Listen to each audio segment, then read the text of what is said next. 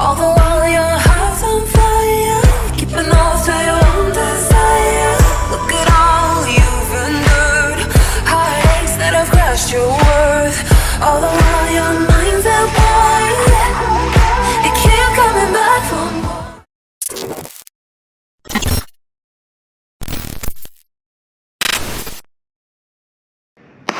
Hello and welcome. How is everybody? Hope you're having a fantastic day. I am here today to talk about the taboo subject of mental health. Okay, now it eludes a lot of people to think that mental health is just a mental battle, when actually it does demand so much of us physically as well.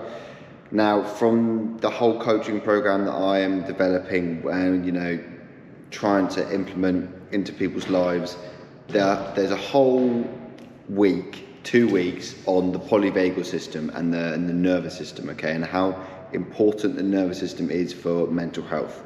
Now, one of the top things that I learned in my PT course was about the nervous system and how important that is for our physical ability to just do daily life.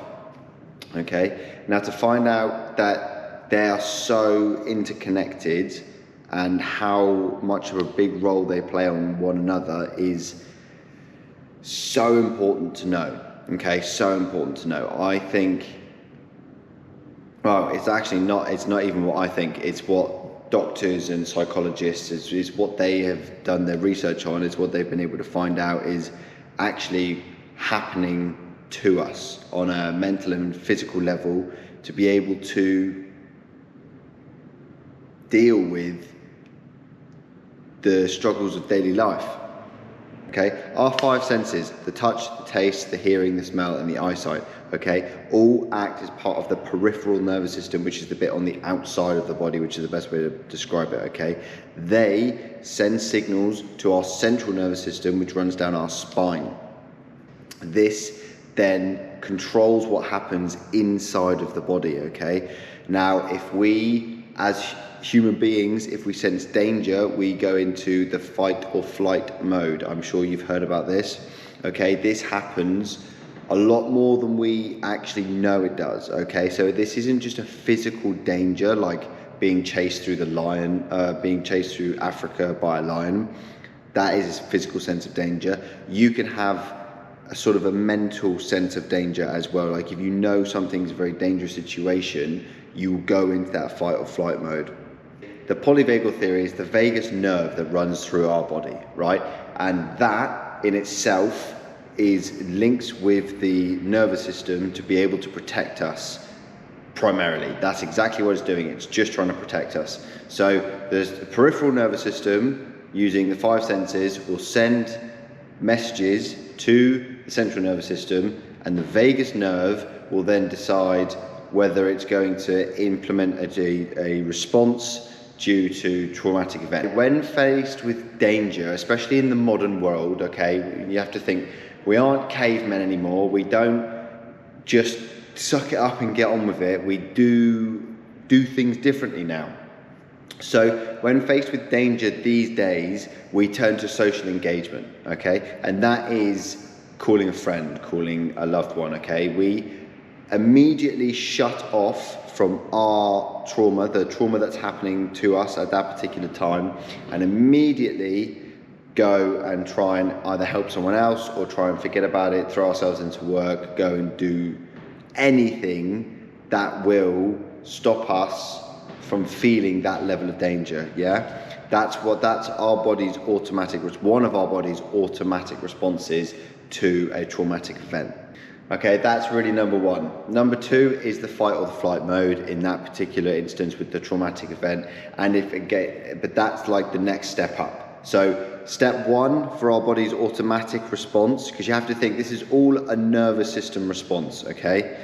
Once our peripheral nervous system senses danger, it sends messages to the central nervous system preparing it for fight or flight, okay? The vagus nerve will then also detect traumatic experiences and see where it's going to position the body in terms of the reaction that's been sent through the nervous system.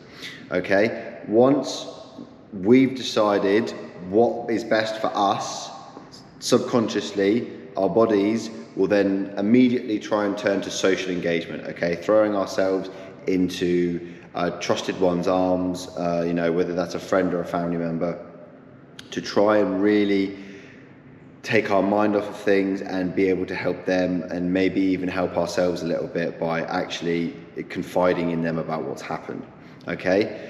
The next stage up is the fight or flight motion, okay? So that is either we're gonna run away from this danger completely and utterly, bury it inside of us, completely forget about it, or we're going to attack it. We're just gonna be like, no, I'm not having this, and then we go at it head first. It's very one or the other thing. There's no in the middle of fight or flight. You either are a person who runs away from danger, or you're a person who fights in the face of danger. The next is, if it is too traumatic, what happens is our body just completely collapses, right? And we go into complete shutdown. So this has happened to me 150%. When I found out about my trauma through my therapy, I just completely, I didn't want to admit it to myself, but I just completely shut down. I didn't know what to do. I didn't know where to go. I didn't know who to turn to. I didn't know what to say. I stopped training. I stopped eating. I just threw myself into drinking and social engagement. Didn't tell my friends what was going on. Just threw myself head first. Traumatic experience, not really dealing with things particularly well. And that's what happens. I went through all of these stages, apart from the fight or flight. I didn't quite get to that stage because I'd been building up to it for quite a while. The fight or flight action is something that happens extremely quickly, yeah? So it's your body's immediate response to danger, primarily. So if it can avoid that, it will turn to social engagement, and then obviously it will shut down. And because that's easier. You have to remember, like I've said in many of my training videos, the body is lazy, okay? If it can choose to be lazy, it will be lazy. So if it doesn't have to start spiking hormones and flooding your body full of adrenaline, it won't, okay?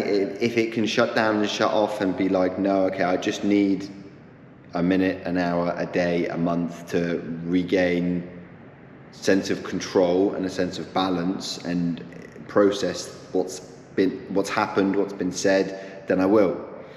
Okay, now that's exactly what happened to me. I shut down for many weeks. I didn't really want to admit it to myself. I was still going to therapy, still trying to work my way through it, and then I built back up slowly.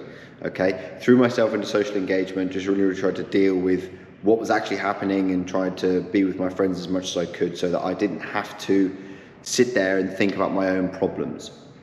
That's what happens, okay?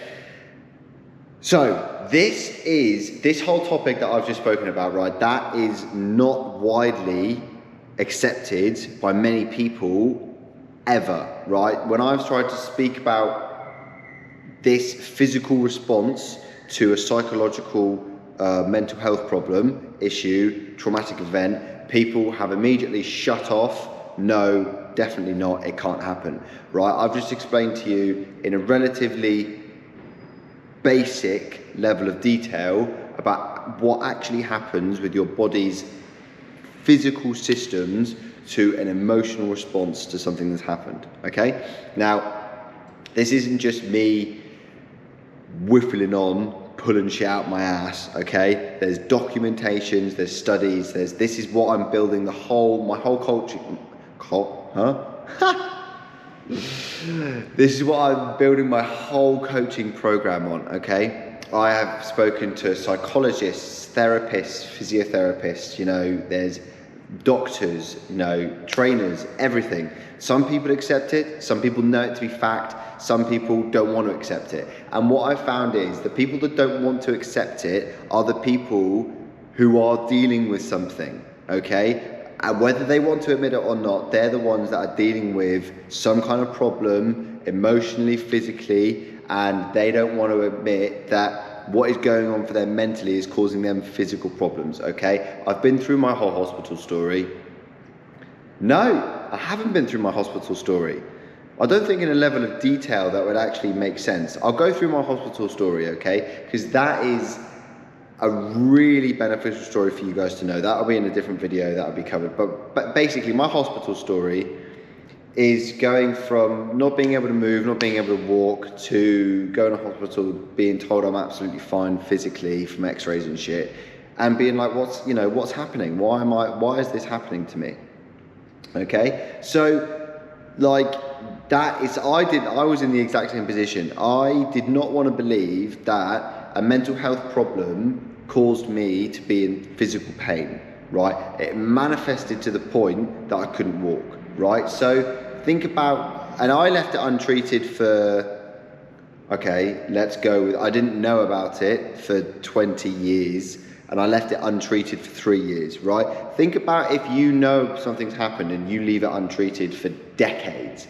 What will that manifest into, okay? I know I said this, maybe it's either in next week's video or last week's video about fibromyalgia and how that is a mental health issue, but people don't want to admit that is a mental health issue, okay?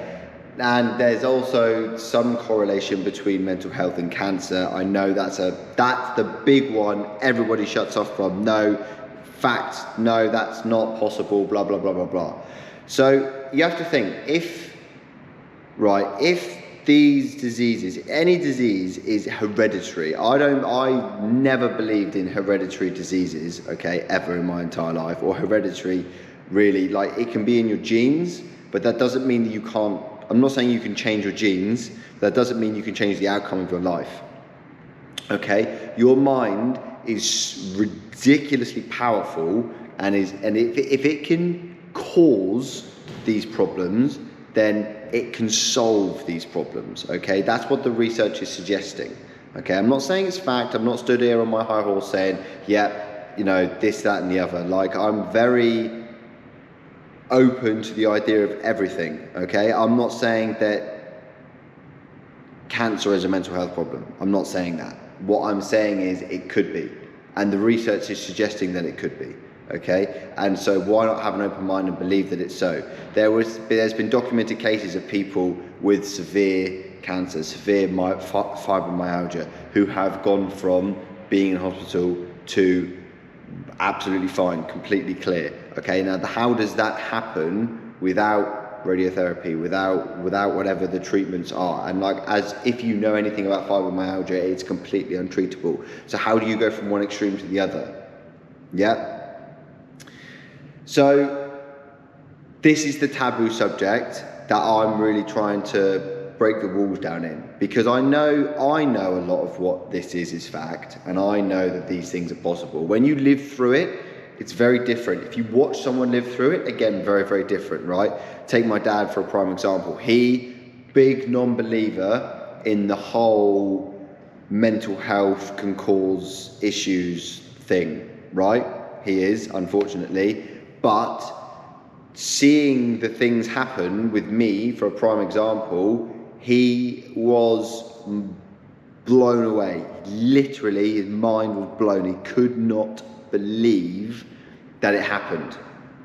Okay? For me to be in so much pain, I couldn't work because I was working with him. I couldn't work, I couldn't gym, I couldn't do anything.